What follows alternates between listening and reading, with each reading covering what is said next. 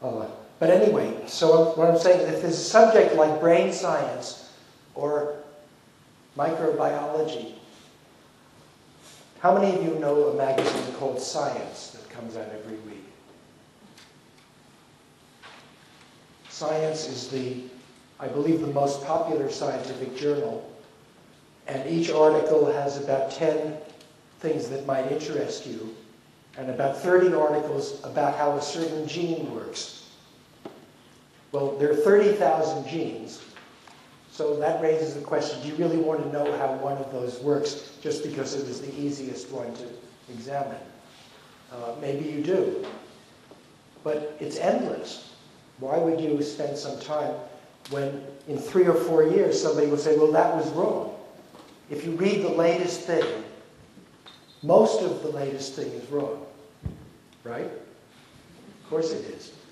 They made a mistake. They didn't see the important thing.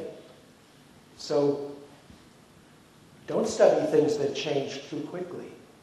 If you want to understand psychology, don't read the latest book on cognitive psychology.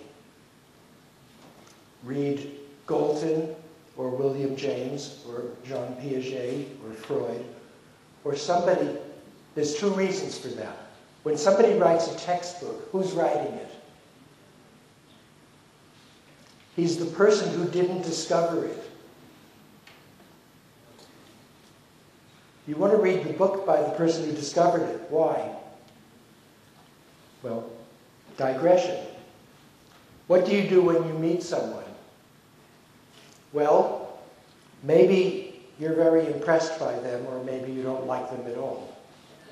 So you react. I prefer to meet people by email than in person. And there's a reason for that.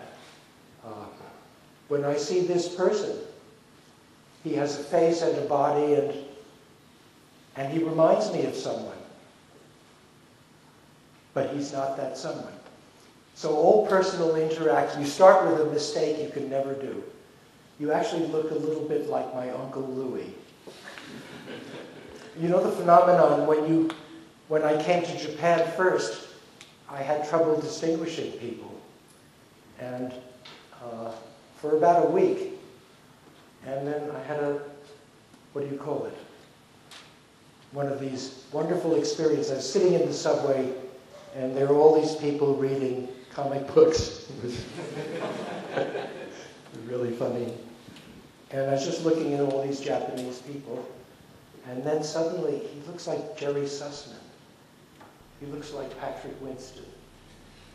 This all happened in less than 1 minute.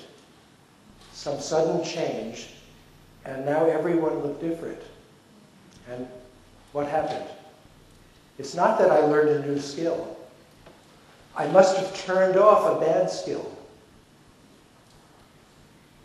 You see, a lot of learning is to remove things that you know and not use them. So a big thread in this book is that a lot of things are negative. What is being angry? Emotions. Some people think emotions are very mysterious because they say, I can think about this, but that's just rational. But if I'm very hungry, that's an emotion, or whatever you call it, or I'm thirsty, and it changes, doesn't it? I add something to my thinking. No, I think emotions are negative, all of them. I mean, people say happiness is positive and sadness is negative. Remember, if there's something that's very popular and everybody believes it, does that mean it's true? Or does it mean that there's a bad idea which spreads like SARS or anthrax? Not anthrax, it's not contagious. Is there some disease that spreads rapidly from one mind to another, like religion, and everybody gets infected? So if a lot of people believe something, then it might be good because it's true, but more likely it's a mental disease. And the idea that happiness is positive and sorrow is negative, well, that's very one-dimensional, and one-dimensional theories are no good. What does it mean to be angry? It means that you stop thinking about the future and you act quickly. So you turn off your planning. It means you stop the complicated processes that make decisions. You say, maybe I should go this way, but then I'll be a little off-center, so no, I'll do this. Well, no karate person has time for that. So the important thing in learning a martial art or being angry is to turn off most of your mind. So most people think that emotions are an extra thing, like if you had a picture that's black and white, that's rational, and emotion adds color. I think it's just the opposite. Ordinary thinking is very colorful, and emotion is black and white. You take out most of your thinking. So that's just one idea. But Takabayashi said I should tell you how to do research. So the next piece of advice is if a lot of people believe something, then spend a few minutes thinking maybe they're all wrong. Well, of course, a lot of people are afraid to do that because it means that your best friend is wrong and your parents and the people you like, but it's all right. After all, almost everything we know is all wrong.